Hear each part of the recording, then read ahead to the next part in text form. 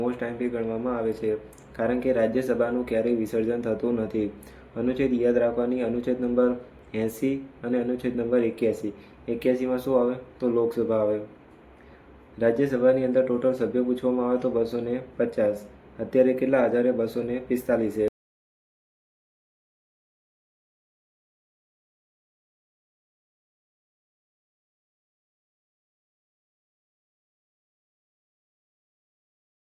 રાજ્યસભામાં ગુજરાતની 11 બેઠકો આવેલી છે.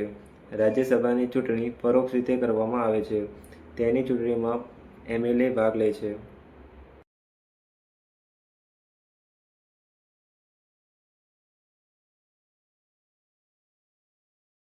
ભારતના ઉપરાષ્ટ્રપતિ ઓદા નીરુએ રાજ્યસભાના સભ્ય તરીકે પોતાની ફરજ બજાવે છે.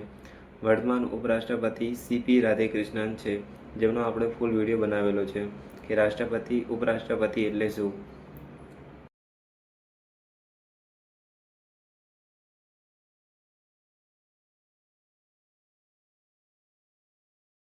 અનુચ્છેદ નંબર 249 અને 315. 315માં કોઈ નવી ભરતી સામેલ કરવી હોય તો 315. અનુચ્છેદ નંબર 249 મુજબ કેન્દ્ર કાયદો બનાવીને રાજ્યના ભ્રષ્ટાચારને રોકી શકે છે.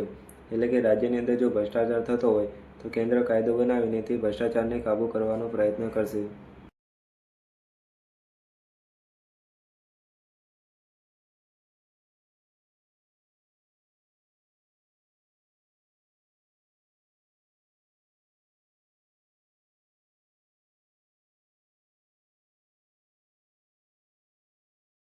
ઉપરાષ્ટ્રપતિને હટાવવા માટેનો પ્રસ્તાવ સૌપ્રથમ રાજ્યસભામાં રજૂ કરવામાં આવશે. અનુચ્છેદ નંબર 67 મોસ્ટ એમપી ગણવામાં આવશે.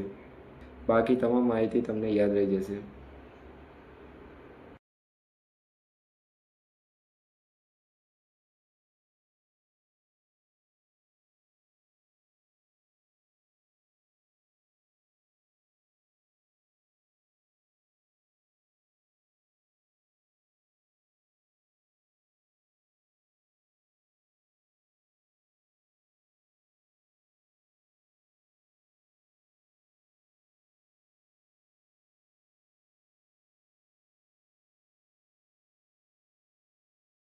યાદ રાખવા જેવી બાબત કે રાજ્યસભા બજેટ પર ચર્ચા કરી શકે છે.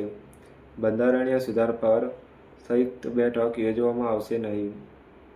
આ બંને લાઈન યાદ રાખવાની. બાકી તમામ માહિતી તમને યાદ રહી જશે.